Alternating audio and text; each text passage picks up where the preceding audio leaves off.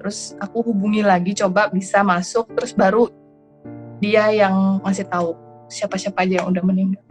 Gitu. Karena dia nyaksiin sendiri, ngelihat sendiri jenazahnya.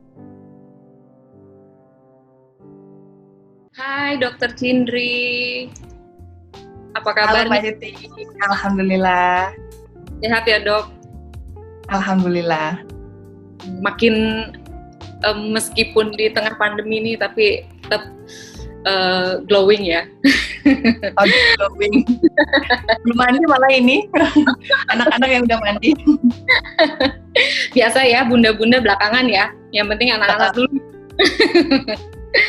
Aktivitas gimana dok di tengah pandemi di era new normal ini udah agak sedikit berubah atau masih seperti awal-awal pandemi atau gimana? Yang pasti berubah ya, karena anak-anak sekarang lebih paling sering di rumah. Nah, maminya aja yang kerja, maminya aja yang keluar, beli apa-apa tuh maminya aja, anak-anak nggak ikut.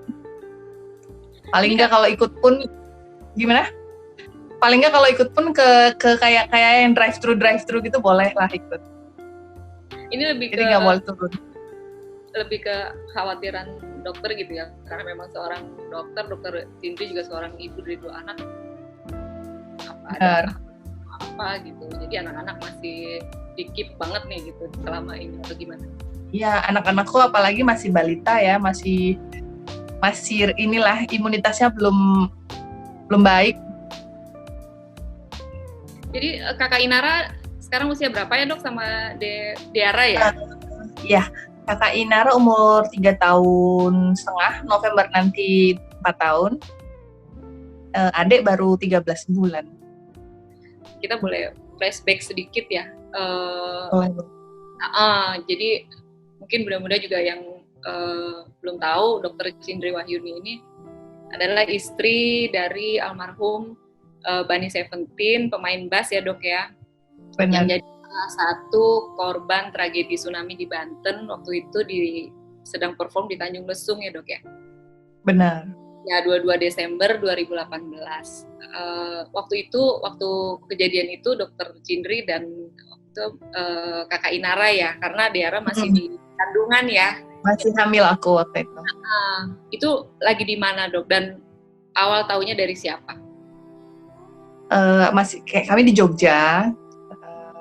Waktu itu aku masih hamil sekitar 2 menuju 3 bulan usia kehamilanku. Lagi masuk kakak Inara saat itu umurnya baru 2 tahun ya, November lahir kan, kejadian Desember. Baru 2 tahun saat itu usianya. Dan itu juga aku emang nggak bisa kemana-mana karena benar-benar lagi mual, morning sickness. Jadinya ya di rumah aja. Saat itu malam sekitar jam berapa ya, jam 8:30 itu terakhir aku berhubungan sama Mas Bani. Aku tuh WA gitu sempat terakhir bilang, jadi main jam berapa? Setelah Isya aku terakhir WA. Jadi main jam berapa? Dia bilang nanti diundur setelah Isya gitu ngomongnya. Ini disuruh makan dulu. Yaudah makan dulu. Habis itu aku kan boboin kakak. Yaudah terus ketiduran gitu.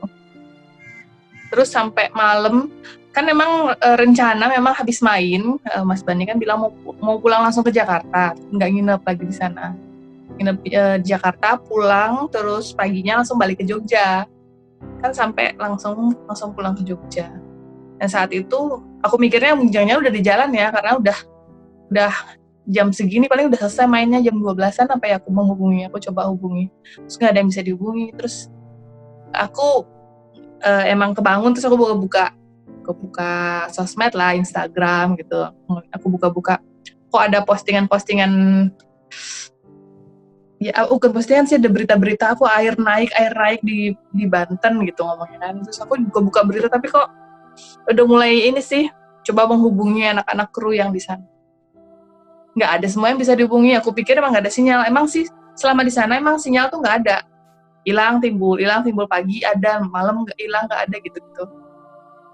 Terus ya aku menghubungi siapa lagi? Oh, aku menghubungi kru yang di Jakarta.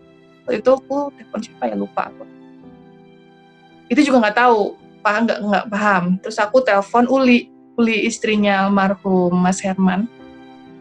Nah, Uli saat itu udah tahu kabarnya, udah Udah tahu tapi nggak tahu keberadaan. Udah tahu kejadian, cuma nggak tahu keberadaan gitu. Terus ya itu mulai cemas, aku udah mulai panik segala macam. Nah pas kebetulan orang tua aku ada di sini kan, habis datang lagi berlibur, itu kan pas lagi liburan tahun ajaran baru apa gitu, lupa aku. Bukan liburan anak sekolah, libur pokoknya lagi ada liburan ke sini gitu orang tua aku. Untung ada mereka, karena sama sekali nggak ada orang kan, nggak ada teman. Aku gimana nih, aku panik kan sendiri, anakku lagi tidur. Ya udah, terus aku sampai jam berapa ya, menjelang subuh itu aku Mas Ivan bisa ditelepon. Mas Ivan bisa ditelepon itu ngabarin, nanya kabar. Aku yang nanya kabar, Mas Ivan pun belum tahu, belum memastikan siapanya gitu, karena dia takut juga kan salah. Nanti akan dikabarin. Nah setelah subuh hilang lagi kan, dia hilang lagi karena memang gak ada sinyal juga, karena HP-nya dia pun hilang. Dia pakai HP-nya siapa, dia bilang gitu ya, oh HP-nya Dilan yang ada di dashboard mobil diambil gitu. Terus aku hubungi lagi, coba bisa masuk, terus baru dia yang ngasih tahu siapa-siapa aja yang udah meninggal gitu. Karena dia nyaksiin sendiri, ngelihat sendiri jenazahnya.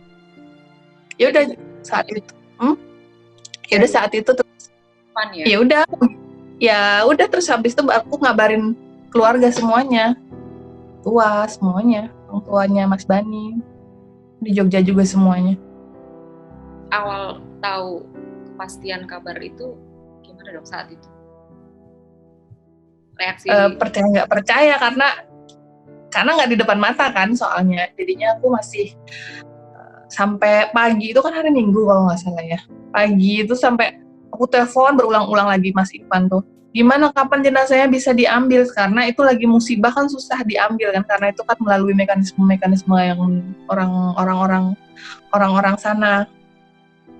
Akhirnya ada dari pihak Mahakarya, yang dari pihak manajemen kan yang ngambil jenazahnya. Akhirnya jam berapa Mak? Pokoknya keluar dari sana asar apa gitu, hari Minggu itu keluar sampai Jakarta tuh maghrib, Isa udah sampai bandara, tiket belum dipegang tuh kalau nggak salah. Terus dapat penerbangan paling pagi ke Jogja, bukan paling pagi sih, pagi kayaknya tuh, jam sampai Jogja pokoknya 8:30 pagi, ingetku. Ininya jenazahnya. Berarti baru lihat kondisi jenazah di Jakarta ya?